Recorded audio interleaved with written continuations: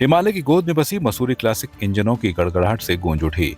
Classic Himalayan drive 2025 vintage car rally जब mall road पहुंची तो नजारा देख लोग रोमांचित हो उठे। 30 क्लासिक कारों में 20 विदेशी और 10 भारतीय मॉडल आकर्षण का केंद्र बने। रैली ग्रेटर नोएडा से रवाना होकर रामनगर और ऋषिकेश होते हुए मसूरी पहुंची। 1958 मर्सिडीज, 1970 मस्टैंग और मिनी कूपर जैसी कारों ने सबका दिल जीत लिया। इस दौरान आयोजक राजन रयाल ने कहा कि उद्देश्य केवल मोटरिंग विरासत नहीं बल्कि उत्तराखंड के पर्यटन को नई पहचान देना है। 1980 से चल रहा है, ये करीब 45 ईयर हो गए और काफ़ी दूर से विंटेज गाड़ियाँ और जो हम लोग क्लासिक कार है आई हुई हैं और लोग देश विदेश से आए हुए हैं और बड़ा क्रेज़ है लोगों में। और हम लोगों ने तो हिस्ट्री को रिवाइव कर रहा हूँ और इसका मकसद केवल टूरिज्म को बढ़ावा देना है, जो उत्तराखंड के लिए हमारे जो है बहुत एक माइलस्टोन बन रहा है। ये सवाई भी जो है अपने आप में हम लोग डे बाई डे रिस्टोर करके इसको सुंदर बनाते जा रहे हैं। रैली 40 साल पहले देखी थी मैंने, हाँ 40 ईयर्स अगो, इतना बुढ़ा नहीं लगता पर फिर भी देखी थी मैंने। Rajiv Gandhi was prime minister, had become prime minister on the day the rally reached Mussoorie, and it was terminated in Mussoorie because of the unfortunate circumstances of the time, है ना, तभी टर्मिनेट। और मुझे उम्मीद है कि इस रैली से उत्तराखंड टूरिज्म को डायरेक्ट फ़ायदा होगा। लोग हिमालयस एक्सपोज होंगे and more and more people will come to Uttarakhand होगा, क्योंकि लोग देखेंगे कि पुरानी गाड़ियाँ चलती हैं, उनका महत्व कितना ज़्यादा है। ये 55 साल पुरानी गाड़ी है ये, तो people should know that driving old cars is possible and you can drive them for years, 100 years at least. So और ऐसी इवेंट्स होने चाहिए जिसमें हम पहाड़ों में आए, अच्छी सड़कों पे गाड़ी चला पाएँ, तो बहुत अच्छा एक्सपीरियंस रहा। ट्रेन करने में मुश्किल तो आती है, बट ये एक हॉबी की बात है, एक पैशन है, तो उसके लिए समय, पैसे, टाइम निकाल के सब कुछ अरेंज करना पड़ता है। हमारा बैकग्राउंड ये है, हमने हिमालयन रैली 8 साल हिस्सा लिया जब रैली हुई थी ना 80 to 90, और बहुत सक्सेस में टॉप इंडियन क्रू थे बहुत साल। हम तो हिमालयन रैली को बहुत यादगार करते हैं। और वो जो फाउंडर थे नज़ीर हुसैन, वो तो बेचारे कोविड में चले गए, तो उनके मेमोरी में 40th एनिवर्सरी में हमने नज़ीर हुसैन मेमोरियल ड्राइव की थी और बहुत सक्सेस, 90 गाड़ी आई थी मसूरी, आपको याद होएगा। और हर साल अब हम ये हिमालयन मेमोरियल ड्राइव कर रहे हैं। हिमालयन रैली को लोगों ने सुना है, फोटो देखे हैं, बच्चे हैं, उन्होंने तो बहुत 40 साल पहले, और तो हम लोग वही एटमॉस्फेयर क्रिएट कर रहे हैं। और ये तो टोटल टूरिज़्म ड्राइव है और हम उत्तराखंड टूरिज़्म वाले हम लोग को स्पॉन्सर कर रहे हैं, सपोर्ट कर रहे हैं। एंड हम तो हिमालय, उत्तराखंड, यूपी, हिमाचल को और हिमालय पहाड़ों को इतना प्यार करते हैं। हर साल हम आना चाहते हैं और हम शो करना चाहते हैं कि ये देखिए क्या ब्यूटीफुल एरिया है और क्या टूरिस्टिक एरिया है और क्या सुंदर रोड्स हैं। आप आइए, एंजॉय करिए और ड्राइव करिए। और हम हिमालय रैली को याद करते हैं, हमारी तो यादगार है ना, इट्स अ डेजा वू ड्राइव। मुख्यमंत्री पुष्कर सिंह धामी ने वर्चुअल माध्यम से बैकुंठ चतुर्दशी मेले एवं विकास प्रदर्शनी का उद्घाटन किया। कार्यक्रम में डीएम स्वाति भदौरिया, मेयर आरती भंडारी, जनप्रतिनिधि और बड़ी संख्या में नागरिक मौजूद रहे। मेयर ने सीएम को शॉल और पुष्पगुच्छ भेंट कर स्वागत किया। छात्राओं ने पारंपरिक अंदाज में अतिथियों का अभिनंदन किया। इस बीच सीएम धामी ने कहा कि श्रीनगर का यह मेला उत्तराखंड की परंपरा, आस्था और संस्कृति का जीवंत उदाहरण है। यह आयोजन स्थानीय अर्थव्यवस्था और हस्तशिल्प को भी बढ़ावा देता है। आज बैकुंठ चतुर्दशी मेले का शुभारंभ हो चुका है। माननीय मुख्यमंत्री जी ने वर्चुअल माध्यम से इसका शुभारंभ किया है। ये मेला 4 नवंबर से 10 तारीख तक रहेगा सांस्कृतिक प्रोग्राम का, और 11 से 13 इसमें स्पोर्ट्स के प्रोग्राम होंगे। शाम की जो संध्या है वो जागर सम्राट प्रीतम भटवाण जी के द्वारा आयोजित होगी। चतुर्दशी मेले का माननीय मुख्यमंत्री जी द्वारा वर्चुअल मोड से शुभारंभ किया गया और यहाँ पे काफी बड़ी संख्या में हमारे जो श्रीनगर की जनता है उन्होंने भी इसमें सहभागिता निभाई। और यहाँ जो हमारे कई प्रकार के स्टॉल्स भी यहाँ पे लगे हैं और आगे आने वाले जो अभी हमारे 7 दिन है, 4 तारीख से लेकर 10 नवम्बर तक, वहाँ पे विभिन्न स्टॉल्स भी लगे हुए हैं। खेलकूद की प्रतियोगिता का भी आयोजन किया जा रहा है, कुछ सांस्कृतिक कार्यक्रमों का भी आयोजन किया जाता रहेगा। और हमारे जो कमलेश्वर महादेव मंदिर में भी पूजा अर्चना का कार्यक्रम आज किया गया। तो इस तरीके से ये बहुत भव्य रूप में इस बार इस मेले ने लिया है। कई सारे नए एडिशन भी हुए हैं, कई वॉलीबॉल, बैडमिंटन आदि की नई प्रतियोगिताएं जोड़ी गई हैं। कुछ एडवेंचर स्पोर्ट्स हमारा जो धारी देवी मंदिर के पास में होता है वो भी यहाँ पे कार्यक्रम कराया जा रहा है।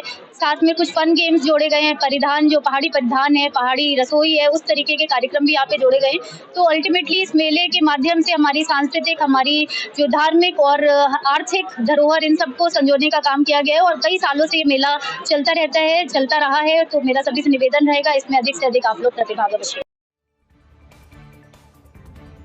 राज्य स्थापना के रजत जयंती वर्ष के मौके पर शासन के निर्देश पर राज्य स्थापना सप्ताह के अंतर्गत पेंशन जागरूकता शिविरों की शुरुआत कर दी गई है। यह कार्यक्रम 3 नवंबर से 9 नवंबर तक जनपद के सभी कोषागार और उप कोषागारों में आयोजित किए जा रहे हैं। कोषाधिकारी अमर्त्य विक्रम सिंह ने बताया कि इन शिविरों का उद्देश्य पेंशनरों को पेंशन स्वीकृति, पारिवारिक पेंशन, डिजिटल जीवन प्रमाण पत्र, आयकर, स्वास्थ्य प्रतिपूर्ति और साइबर सुरक्षा जैसी महत्वपूर्ण जानकारियों से अवगत कराना है। शिविर पौड़ी, श्रीनगर, थलीसैंण, धुमाकोट, सतपुली, लैंसडाउन और कोटद्वार में आयोजित किए जा रहे हैं। उत्तराखंड स्थापना दिवस के अवसर पे, जिसकी सिल्वर जुबली है, 25वीं जयंती के अवसर पे हम कोषागार पौड़ी के द्वारा शासन के निर्देशानुसार 3 नवंबर 2025 से 9 नवंबर 2025 तक पेंशनरों को जागरूक करने हेतु निम्नलिखित कार्यक्रम किए जा रहे हैं, जैसे कि डिजिटल माध्यम से जीवन प्रमाण पत्र कैसे सबमिट करें। सेकेंड, उसमें इनकम टैक्स रिलेटेड जो भी प्रोविजंस हैं पेंशनर्स के लिए, उसके बारे में बात हो रही है। और तीसरा जो है, स्वास्थ्य विभाग के द्वारा निःशुल्क शिविर का आयोजन किया जा रहा है, जो कि 6 तारीख को निर्धारित है। और साथ ही साथ साइबर सिक्योरिटी से बचाव के लिए पेंशनरों को जागरूकता फैलाने के लिए बैंकों के साथ साथ पुलिस विभाग के द्वारा कोऑर्डिनेशन करके 7 तारीख को शिविर का आयोजन किया जा रहा है। तो अतः आप सभी लोगों से मेरा सादर निवेदन है कि कृपया कोषागार पौड़ी के प्रांगण में आके इस कार्यक्रम को सफल बनाने में हमारा पूर्ण सहयोग करें। तो जैसे कि नॉर्मली पेंशनर्स को साल में एक बार ट्रेजी में आके अपना डॉक्यूमेंट लाइफ सर्टिफिकेट वेरीफाई करना होता है, ठीक है। तो उसके लिए हमें डिजिटल माध्यम के थ्रू, फॉर एग्जांपल अगर आपके पास एंड्रॉयड फ़ोन है तो आप ऐप के थ्रू इंस्टॉल करके भी अपना डीएलसी जमा कर सकते हैं। साथ ही साथ जो हमारा कम्युनिटी सर्विस सेंटर्स होते हैं और जो हमारा पोस्ट ऑफिस होता है, उसके माध्यम से भी आप जो है ऑनलाइन अपना डीएलसी सबमिट कर सकते हैं। आज कलेक्ट्रेट सभागार में जिलाधिकारी अंशुल सिंह की अध्यक्षता में खनन न्यास प्रबंध समिति की बैठक आयोजित की गई। बैठक में निधि के माध्यम से जनपद में स्वास्थ्य, शिक्षा और पेयजल जैसी बुनियादी सुविधाओं को मजबूत करने पर विस्तार से चर्चा हुई। जिलाधिकारी ने कहा कि खनन न्यास निधि का उपयोग केवल उन्हीं कार्यों में किया जाएगा जो जन सामान्य के जीवन से सीधे जुड़े हों। उन्होंने अधिकारियों को निर्देश दिए कि स्वास्थ्य सेवाओं में अवस्थापना सुविधाओं की कमी, स्कूलों में आवश्यक संसाधन और पेयजल आपूर्ति तंत्र को सुदृढ़ बनाना प्रशासन की प्राथमिकता बने। जिलाधिकारी ने कहा कि सभी विभाग आपसी समन्वय से प्राथमिक आवश्यकताओं वाले क्षेत्रों की पहचान करें ताकि निधि का अधिकतम और पारदर्शी उपयोग सुनिश्चित हो सके। राष्ट्रपति द्रौपदी मुर्मू का 2 दिवसीय नैनीताल प्रवास सफलतापूर्वक संपन्न हो गया है। राष्ट्रपति ने अपने प्रवास के दौरान मां नयना देवी मंदिर और प्रसिद्ध कैंची धाम में पूजा अर्चना कर देश और प्रदेश की खुशहाली की कामना की। इसके बाद राष्ट्रपति द्रौपदी मुर्मू कुमाऊं विश्वविद्यालय नैनीताल के 20वें दीक्षांत समारोह में मुख्य अतिथि के रूप में शिरकत की और छात्रों को सम्मानित किया। प्रवास समाप्त होने के बाद शाम को महामहिम राष्ट्रपति हल्द्वानी से नई दिल्ली के लिए रवाना हो गई। स्थानीय देव सिंह मैदान में आयोजित सहकारिता मेला आज सफलतापूर्वक संपन्न हुआ। इस मेले में विभिन्न स्कूली बच्चों ने अनेकों प्रतियोगिताओं का आयोजन किया। वहीं नन्हे बच्चों से लेकर बुजुर्ग महिला और पुरुषों ने बढ़ चढ़कर प्रतिभाग किया और जमकर खरीदारी की। सहकारिता विभाग के कर्मचारी अंकित कुमार ने कहा कि यह मेला पूरी तरह शांतिपूर्वक संपन्न हुआ। मेले में अलग अलग विभागों के स्टॉल लगाए गए थे, जहां आए लोगों ने बड़े उत्साह के साथ खरीदारी की। अंतर्राष्ट्रीय सहकारिता वर्ष 2025 के उपलक्ष्य में सहकारिता मेला 2025 का आयोजन देव सिंह मैदान में किया गया, जिसका शुरुआत 29 अक्टूबर 2025 को की गई थी और 4 नवंबर 2025 को इसका समापन किया जा रहा है। इसकी शुरुआत माननीय मुख्यमंत्री पुष्कर सिंह धामी जी द्वारा की गई थी और इसका समापन जो है 4 नवंबर को यहाँ आज देव सिंह मैदान में हो रहा है। इस मेले में कई सारी चीज़ें हमने सहकारिता को जो एक जागरूकता करने के लिए, जैसे कि इसमें विभागों द्वारा गोष्ठियाँ कराई गई हैं और स्कूली बच्चों द्वारा प्रतियोगिताएँ, व्यापन प्रतियोगिता, भाषण प्रतियोगिता, वाद विवाद प्रतियोगिता, इस तरह से हमने उनकी आयोजित की गई थी। इसके अलावा शाम को स्कूली बच्चों द्वारा और स्थानीय कलाकारों को मौका दिया गया ताकि वे अपने सांस्कृतिक कार्यक्रम इस मंच के थ्रू कर सकें और अपना प्रचार प्रसार हो सके। इसके अलावा हम प्रतिदिन मुख्य अतिथियों को बुला करके हमने सहकारिता की जो भावना है उसको जन जन तक पहुँचाने का कार्य किया है। उत्तराखंड राज्य स्थापना रजत जयंती वर्ष के मौके पर पिथौरागढ़ में 5 से 9 नवंबर तक राज्य स्थापना सप्ताह मनाया जाएगा। कलेक्ट्रेट सभागार में जिलाधिकारी आशीष कुमार भट्टगाई की अध्यक्षता में आगामी कार्यक्रमों की समीक्षा बैठक आयोजित की गई। जिलाधिकारी ने सभी विभागों को निर्देश दिए कि अपने कार्यों को समयबद्ध और सुचारू रूप से पूरा करें। मुख्य कृषि अधिकारी अमरेंद्र चौधरी ने बताया कि 5 से 9 नवंबर तक रामलीला मैदान सीमल गैर में भव्य कार्यक्रम आयोजित किए जाएंगे। 8 नवंबर को प्रातः 9:30 बजे से केन उप्रेती राजकीय इंटर कॉलेज से विद्यार्थियों की पदयात्रा रामलीला मैदान तक निकलेगी। राज्य स्थापना दिवस यानी 9 नवंबर को प्रातः 10:30 बजे मुख्य कार्यक्रम का आयोजन होगा, जिसमें प्रशासन और आमजन मिलकर रजत जयंती की भव्य झलक का आनंद लेंगे। दिवस की तैयारियों के संबंध में बैठक यहाँ पे आयोजित की गई थी। इसमें सभी के द्वारा प्रतिभाग किया गया है और क्योंकि ये रजत जयंती वर्ष है तो इसमें कई सारे कार्यक्रम जो हैं जनपद के विभिन्न स्थलों में और जनपद मुख्यालय में आयोजित किए जा रहे हैं और उसी के क्रम में सभी जो विभागीय अधिकारी हैं उनको नोडल अधिकारी बनाया गया, उनको उनकी जिम्मेदारियों से अवगत कराया गया है और काफ़ी सारे कार्यक्रम रखे गए हैं और सभी की सहभागिता इसमें सुनिश्चित की जा रही है। राज्य आंदोलनकारी सम्मान समारोह जो है वो 8 नवंबर को है, तो वो भी जनपद मुख्यालय पर भी और साथ ही साथ जो तहसील मुख्यालय वहाँ भी आयोजित किया जाएगा। इसके अतिरिक्त बहुत सारे जो स्पोर्ट्स एक्टिविटीज़ हैं वो भी लाइन रखी गई हैं, क्रॉस कंट्री रेस है और सोशल इश्यूज़ को एड्रेस करते हुए जो हमारे कार्यक्रम हैं जैसे नशा मुक्ति अभियान के वो भी इसके माध्यम से एड्रेस किए जा रहे हैं। जनपद के जो हमारी पॉजिटिव इनिशिएटिव लिए गए हैं और जो डेवलपमेंट में जो अचीवमेंट किए गए हैं उसकी भी हम लोगों के द्वारा शोकेसिंग की जा रही है। साथ ही साथ बहुत सारे सांस्कृतिक कार्यक्रम भी आयोजित किए जा रहे हैं। तो एक पूरा कार्यक्रम की जो रूपरेखा बनी हुई है उसी के संबंध में ये मीटिंग यहाँ आयोजित की गई थी। भूस्खलन जैसी प्राकृतिक आपदाओं से निपटने के लिए तहसील प्रशासन ने मॉक ड्रिल का आयोजन किया। इस अभ्यास में एसडीआरएफ, एनडीआरएफ, पुलिस और स्वास्थ्य विभाग ने मिलकर आपदा प्रबंधन की तैयारियों का परीक्षण किया। मौके पर एसडीएम आशीष गिल्डियाल और तहसीलदार अयोध्या प्रसाद उनियाल ने सभी विभागों को विषम परिस्थितियों में त्वरित और ठोस कदम उठाने के निर्देश दिए।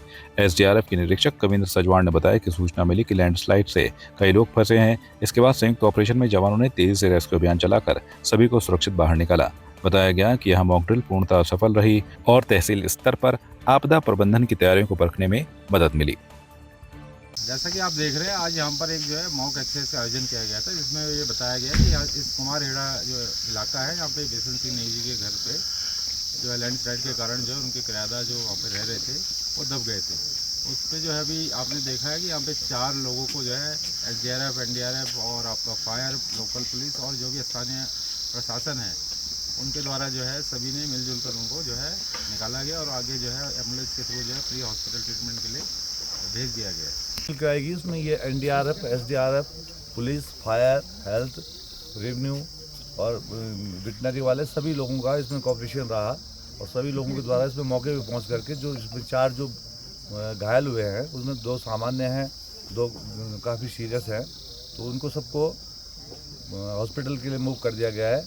प्लस यहाँ पे 2 गाय थी वो भी घायल हुई, उनको भी उनके द्वारा चिकित्सकों द्वारा प्राथमिक उपचार दे दिया गया है और वो अपनी स्थिति उनकी सही है। बताया गया है कि लैंडस्लाइड के कारण कुछ लोग यहाँ पे दबे थे, तो जिसमें से 2 लोगों को एनडीआरएफ, एसडीआरएफ की मदद से फिलहाल अभी एम्बुलेंस की मदद से हॉस्पिटल भेज देगा। जो थोड़ा हल्की चोटें थे उनके द्वारा अभी लाया गया भी, बल्कि यहीं पे ट्रीटमेंट उनको दिया जा रहा है और यहाँ पे शासन प्रशासन सभी टीम यहाँ पे मौजूद हैं और यहाँ पे लगभग हमने जो सूचनाएं हमें मिली थी वो हमने अभी पूर्ण कर चुके हैं।